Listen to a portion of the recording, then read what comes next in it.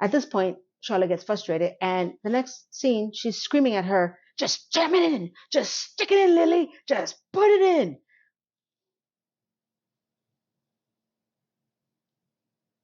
Worst after school special ever.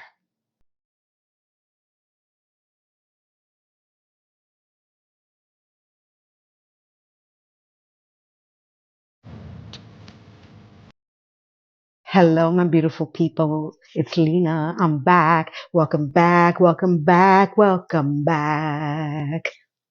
Happy weekend.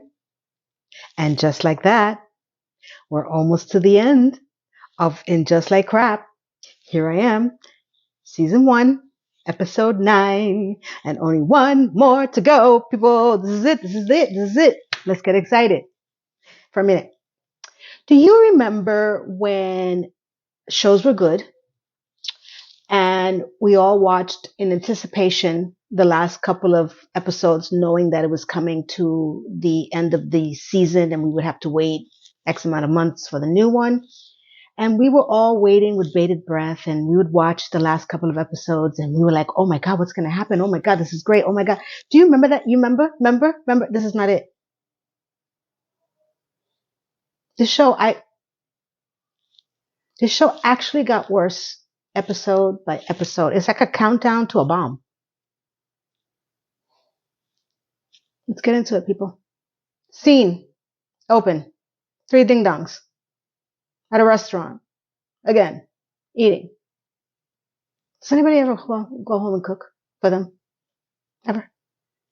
When my friends come over, I always have them over and we're always cooking, or maybe it's just me. Maybe because I have no money. We'll go with that. Charlotte is excited for Carrie to go out with Professor Vomit again because he has a great head of hair. Carrie says, well, don't make it too romanticized because it's just 2 people who got sick on each other and are trying to do it again.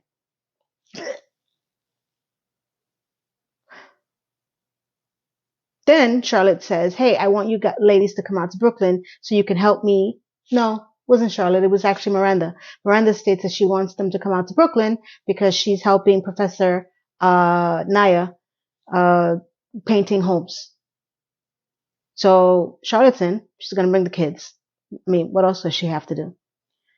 Then you have Carrie who says, no, I don't want to. I'm just going to write a check.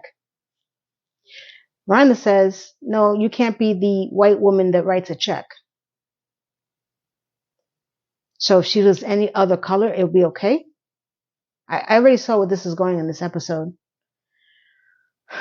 So she's forced to go to Brooklyn over the weekend to paint houses for Professor. Then Charlotte professes that she thinks that she's done with her period because she hasn't had it in 4 months. And the girls are like, well, great, welcome to hell, or something like that. And Charlotte says, well, I didn't get any brain fogs, any blah, blah, blah, blah, blah, blah, just like you ladies. And they're all like, yeah, okay. You're just a bitch. That's not what they said, but that's what they meant. And this is where we begin what I'd like to call the menstrual menopause monologues, because this is what this episode was truly about. So let's break off into crazy sessions. Crazy session number 1, ding dong number 2, Carrie. She is at home. Her neighbor comes upstairs and shows her a piece of jewelry that she created, and she wants her to put it on her Insta. Because every time someone puts something on their Insta, like a famous celebrity, her sales go up. And she felt bad saying that because that's a sell pitch that she needs to do. Otherwise, if she doesn't do that, she's scared that she's going to have to go back to modeling. That's her fallback career. Oh, she has to go back to modeling. Really? Am I supposed to feel sorry for this girl? Carrie says, well, don't be too excited because I'm not that famous and blah, blah, blah, blah, blah, blah. Nice ring you have. What is it? And Carrie says, it's my husband's ring. Skinny model girl neighbor says, "Oh, where is he? I've never seen him." And Karen says, "Oh, he's far away." Literally. Well, he's in a box in her closet. Mm-hmm. Still. So, skinny model neighbor says, "Oh, is it long distance?" And she says, "No, he died." Just like that. And just like that, he's dead. She forgets to tell him that he's in a box in her closet, but we'll skip over that. Breakoff session number 2, Charlotte. Charlotte is teaching her child Rock for her bar mitzvah, which they're calling a day mitzvah. And Rock is not interested in any mitzvah or anything with an itzah. Anthony calls and he says, "Hey, can I bring a guy I just met to the dinner party we're having in the next couple of days?" Charlotte's like, "Sure. Is he appropriate for kids?" And he says, "Well, I haven't seen his dick anywhere online, so yeah."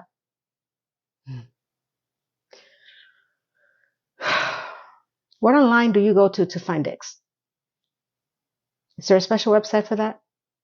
Do they have them registered on a line somewhere? And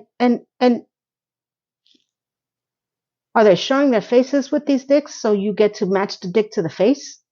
Just asking for a friend. Funniest line in the show, but oh my God, is there really a website? Please do not link it down below. It's okay. I'm good. Thanks. As she's talking to Anthony about the party and the guy, her daughter Lily starts screaming like a banshee, and she hangs up the phone to attend to the banshee. And Lily is coming out like an emotional 15-year-old girl who just got her period, because she is an emotional 15-year-old girl who just got her period, and she's upset because from her menstrual tracker, the next time she's going to get her period is a month from now, and it's going to be at one of her friends' pool parties. Okay. She's having a heart attack, and Charlotte's like, "Well, you don't want to learn how to use a tampon?" And Banshee screams, "Yeah, no, I don't want to." And she says, "Well, you have two choices. Either you don't go to the pool party, or I can teach you how to put a tampon." And here goes with the menstrual menopause monologue. Next Breakoff session. Miranda and Chay are eating at a restaurant. They're flirting with each other. I don't know what they're saying, because at this point I checked out. Sorry. Checked out just talking about it. Two people come over to their table and talk to Chay and say, "Hey, I'm your biggest fan. I know you're eating, but do you mind taking a picture with us?" I love when people say that. "I know you're eating, or I know you're here with your family, but I don't care. This is what I want." Bottom line is what she said. Both of them. So Miranda turns to them and say, "Hey, I can take the picture for you." So one of the girls say to Miranda, "Are you famous too?"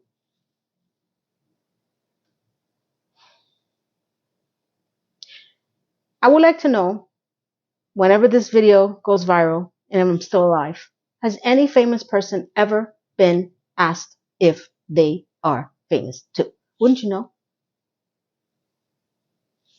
So she says, "No, I'm just a girlfriend." Jay gives her a look like, "Say what?" Miranda doesn't see that look, of course, because Miranda, we've lost Miranda. It's the new and unimproved Miranda. You know, the clone. So they sit down at the bar with Che, and Miranda takes the picture. And as she's taking the picture, these two women speak to Che and say, "Hey, you slept with a friend of mine, so-and-so from Buffalo. Oh, and you also slept with another friend of mine from Australia." So we didn't hear that that's the girlfriend. Do people do that now? Do people just go up to random people and start rattling off the sex list of partners to random people? If I was there and I was the girlfriend, I would be like, "Can we stop with the sex talk?" So it was uncomfortable and they leave. So Shay's like, so where were we? And Miranda was saying, oh, we were talking about us. And literally, this is how she goes, yay, us. And I'm like, oh, boy. Again, Miranda, are you there? Hello? You don't see nothing, do you? Okay. Now we're done with these pseudo break-off sessions. And Carrie has to go out to her date with Professor Vomit. So she goes to her closet and she's about to put her ring back in her little ring case. And then she decides to put on Big's ring instead. She goes and she meets Professor Vomit to just tell him that she doesn't want to be on the date. But she didn't want to just text him, so she hopped it in a cab and went over to tell him in person that I'm not ready. And he was like grateful. He was thankful. He's like, best rejection ever.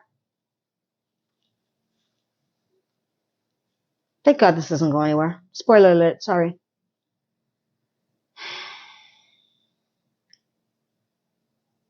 Then we find her going out with Samantha 2.0. Oh, joy. They're standing in love. They're standing in line in a club. I am not against anybody going out to clubs at any age. But when you see everyone that's younger than you standing in line, back it up. Back it up. Get out. So, Samantha 2.0 brags the fact that she's never been in line before and that she didn't even have to stand in line to get her COVID vaccine. She got it before the president. Blah, blah, blah, blah, blah, blah, blah. And Carrie asks, so why are we on this line? She says, oh, because it's my birthday and I want to go out dancing. And Carrie's like, oh my God, it's your birthday. You didn't tell me? She's like, I don't want to make a big deal about it. I just want to go out dancing. Then why'd you say something? Usually when you don't want to make a big deal about it, you never speak about it. So Carrie insists to try to bribe the doorman because she didn't want Samantha 2.0 to go and do it on her birthday. Carrie goes to the doorman, says some rom-com line about, we've all seen that movie when someone tries to get in and bribe and buy, and the guy's looking at her like, she said, this is my friend's birthday and all she wants to do is dance. If you just let us in for a little bit, we won't stay too long. And the guy deadpan looks at her and goes, we're at capacity. And Carrie says, well, I guess I'm going to have to do what most people do in the movies. So Samantha 2.0 pulls out some cash, tries to give it to the doorman, and he says, that's offensive. Okay. So they walk away. And Samantha 2.0 says, did we just get canceled by a doorman?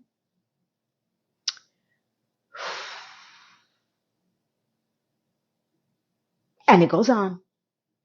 Because they don't cancel the show. There's season 2. They are at a restaurant at night talking. Samantha 2.0 says that she thought 53 was going to be her year to find her man. But instead, she found a gay friend. Love, love, love. I love you. Yeah, I'm so happy. And here's to 54. You're going to find your man. But in the middle of this, Carrie tells her that she has to go to Greenpoint, Brooklyn over the weekend to paint houses. And Samantha 2.0 says, no, I'll take you. There's bromance, but is there girl-mance? Is that a thing? What's the equivalent to that? Can someone tell me? You know, when they're like that. Because I don't know how to coin this phrase other than idiots. Stupid. Boring. Oh my God.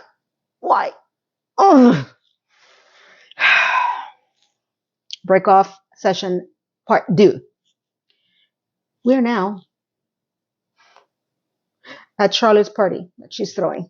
It's, I guess, Shabbat's. I'm going to say that. Anthony comes in with his boy toy. You know, no pick penis man. Can't find him anywhere on the internets.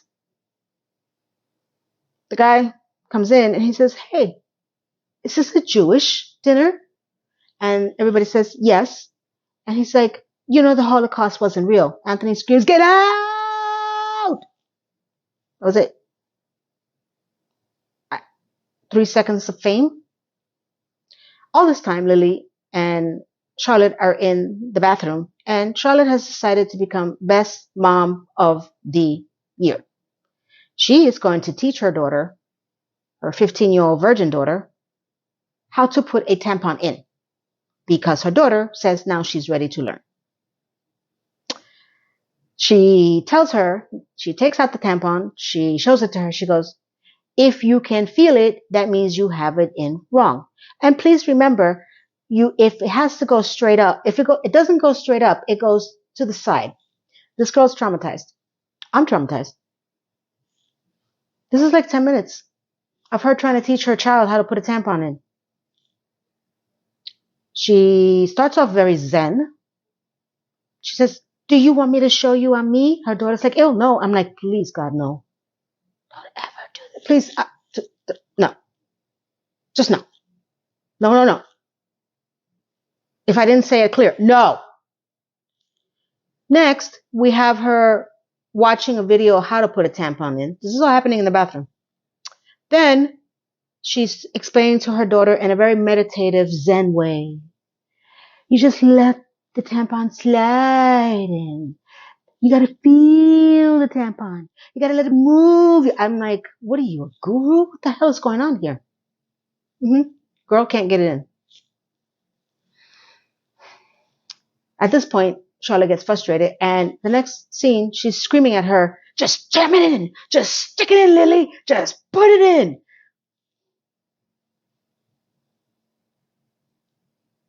Worst after school special ever. I don't, what? Next. Because I can't, just remembering that scene, I was like, okay.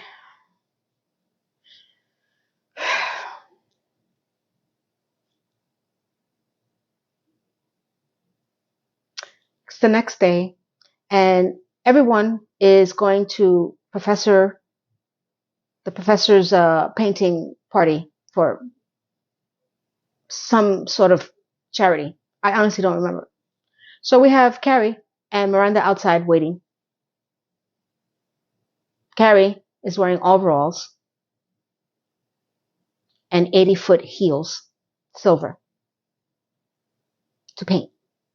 But she's so happy because she's first time ever wearing overalls, but she put her heels on.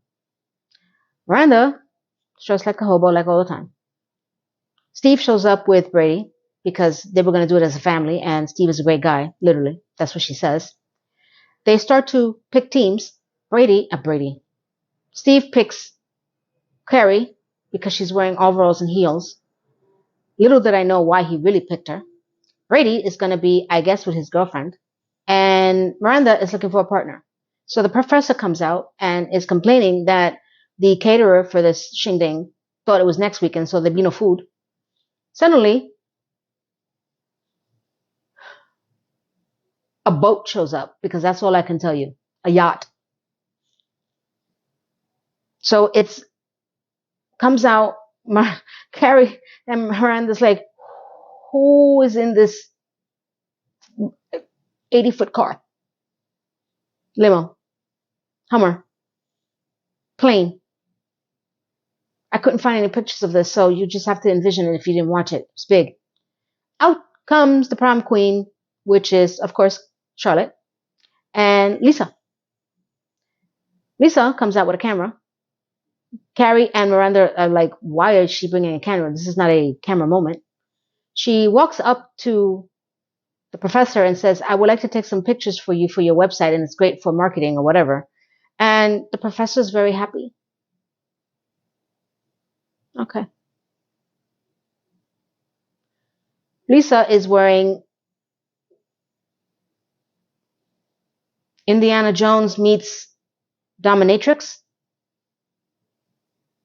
So I don't think she's painting no more than Carrie is.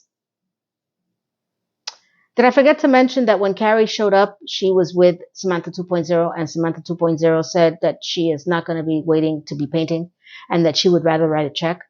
And Carrie tells her that no, she can't write a check.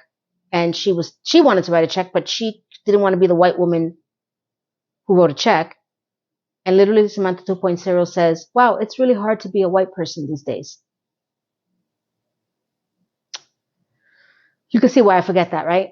And she says she's going to be sitting over there in a bunch of chairs and that she's going to write a check. And Miranda says, oh, thank you.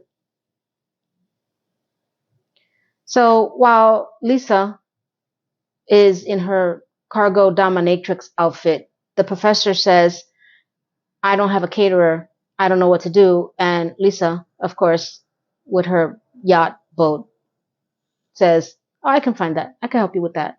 Because you can. If you roll up to a party with a boat and a yacht and a plane, you could find a caterer, right? How hard could it be? Clearly you have money. Steve and Carrie are painting a room. And when I say painting, I mean very loosely because Carrie is just rolling something in her heels. Steve confronts her about the whole situation and wanted to know if, one, Carrie knew about it. Two, did she introduce them? Three, why didn't you say anything? So, one, Carrie says no. Two, Carrie says they met. Three, she didn't know anything about it. And he wants to know, did Miranda ever say that she wanted to be with women? And Carrie says, no, not to me. Actually, not to anybody. Mm-hmm. So Steve, still confronting her, is saying, can you help me out here? Because this all came at me very fast. Okay.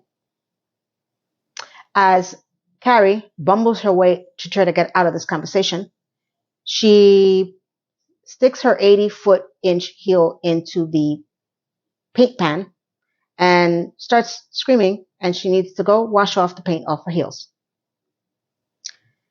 Steve is like, okay, I'm sorry. I didn't mean to do that. So she's washing the heels, and her wedding ring that she put on, which was Big's, falls into the sink, and she starts screaming for Steve. Steve, being the ever so gentleman, figures out how to get the wedding ring out of the sink, gives it to her, and all I kept thinking was like, justice for Steve. He's a great guy. At least the character is.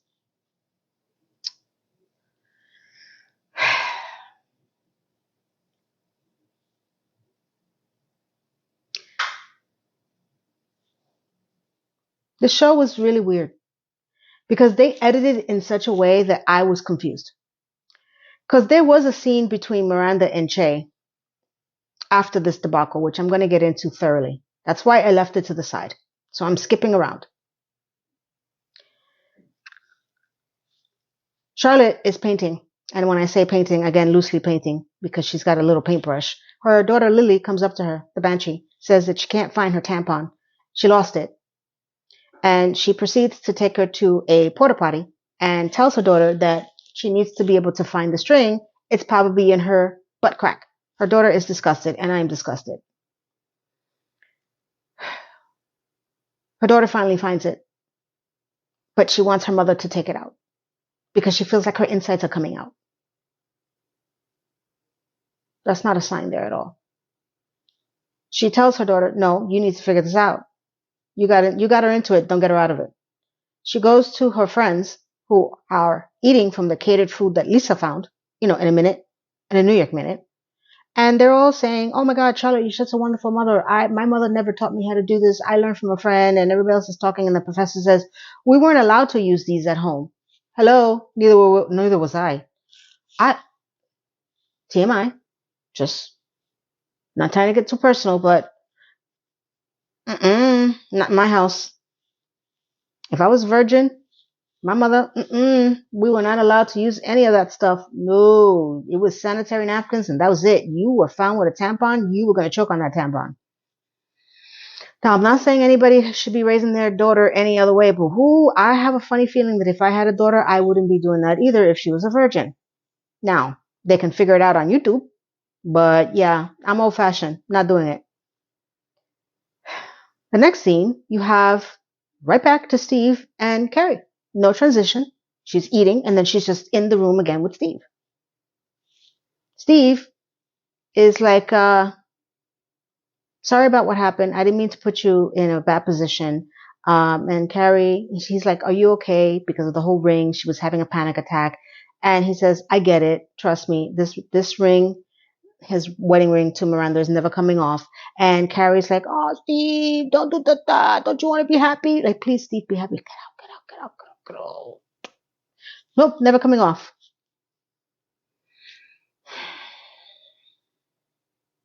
I don't know what's going to take, boy. I mean, if your wife is sleeping with another anything, what are you going to do? This is like a bad version of Will and Jada Pinkett Smith. Now that I think about it, in some creepy way. Charlotte goes back to check on her daughter. Her daughter finally got it to get it out, and she says, great, because I'm not doing that for you. She's walking away. Her daughter opens the porta potty room door and looks at her mom, and apparently Charlotte's period is not completely over. And this is very common. You get a flash period in the middle of your transitioning from the menstrual to menopause. Now, the only thing I can say about that is that it is great that we are talking about this as women, because when I was going through my hell on earth, I had no one to speak to about this. We didn't talk about this in my family. I don't know any friends that talked about this, and I was in hell. Hell.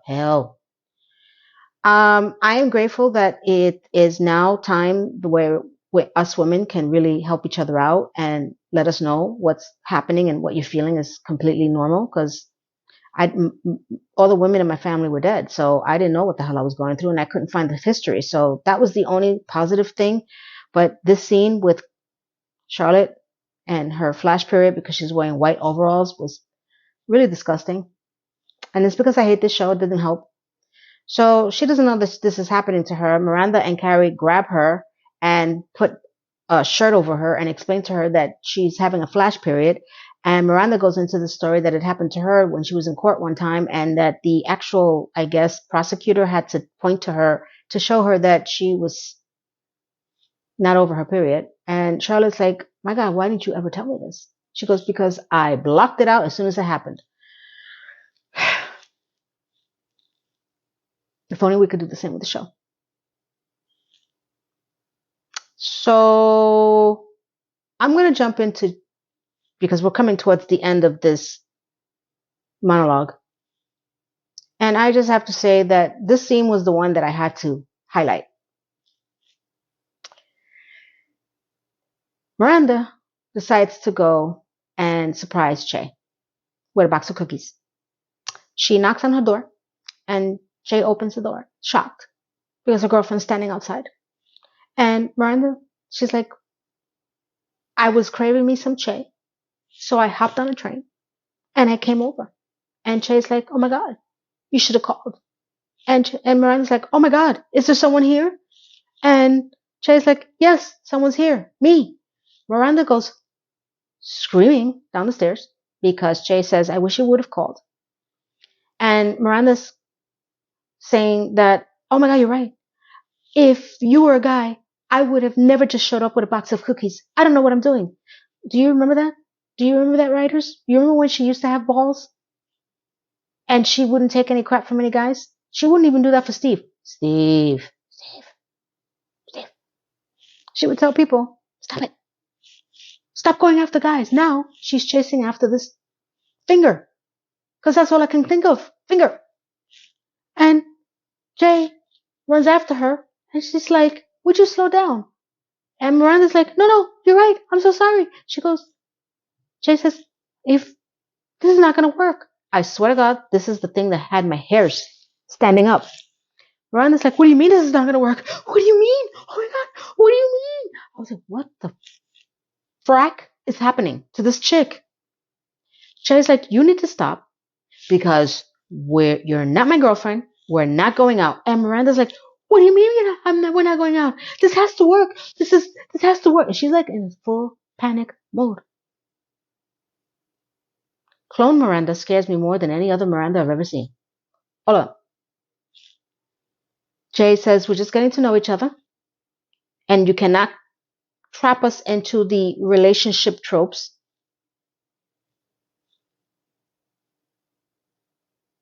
God, I miss those. And that you need to calm down. And I'm like, I literally saw that scene 3 times. Because Miranda says, she tells her, who do I think I am? Meg Ryan? Okay. 1, that's an insult to Meg Ryan. 2, that explains the wig and the penciled in eyebrows that you think you look like Meg Ryan. 3, what? So Chay's like, listen, just so you know, you are the only person I'm sleeping with right now. Did you catch that? Right now. So that means right now could last a minute, a month, a week, tomorrow. Every relationship starts off with right now. Great writing. If I heard that, I would have been like, get out! Like, Anthony. But no, Meg Ryan says, oh, okay. Thank you. And she's trying to walk away. She goes, no, have your night. And Chay turns around, what about my cookies? And she's like, no, I'm going to eat them on the ride home. Because that's what Meg Ryan would do.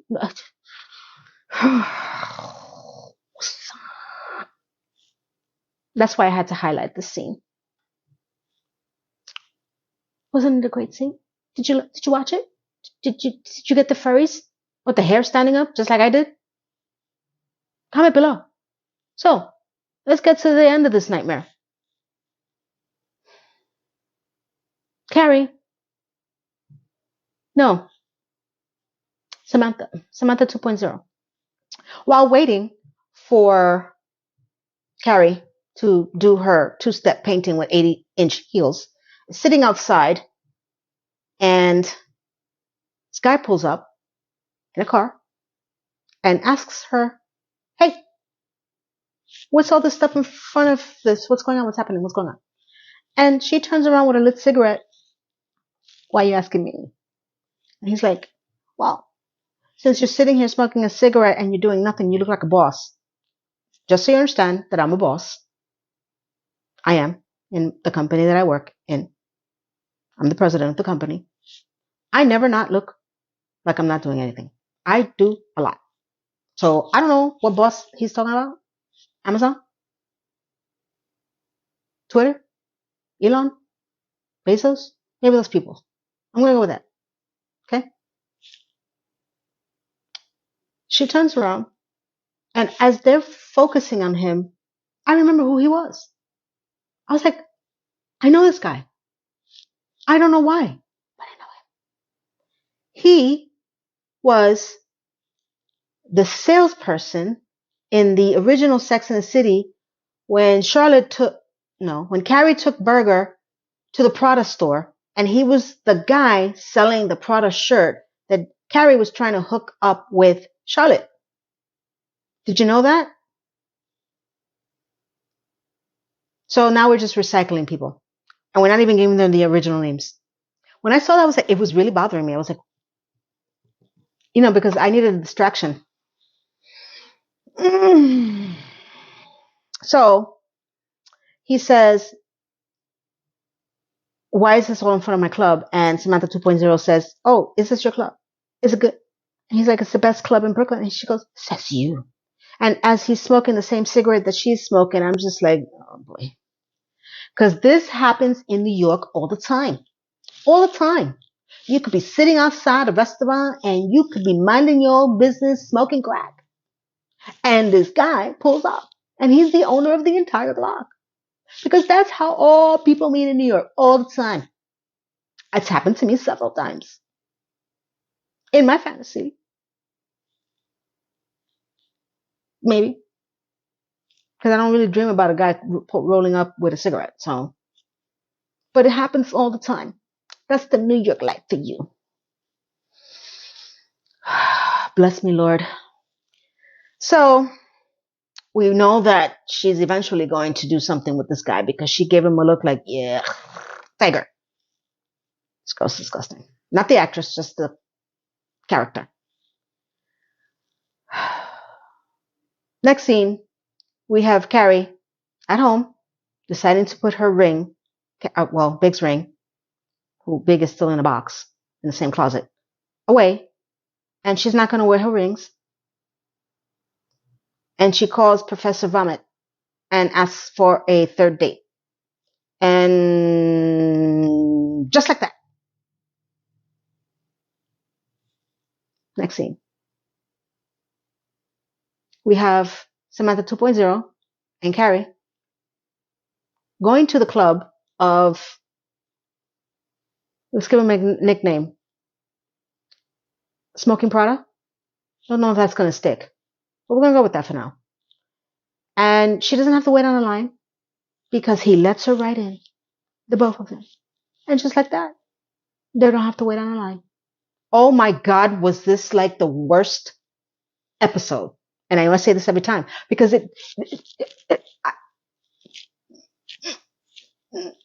check out my playlist list. It doesn't get any better. There's another season, and then the third one is coming. But I did it. I got through it. This was hard because I watched this 4 times, and I'm honestly I couldn't remember it. Nothing came. It just fell out of my head. So if it was all over the place, I'm sorry. You go watch it, and you come back, and you tell me what I missed. You do it.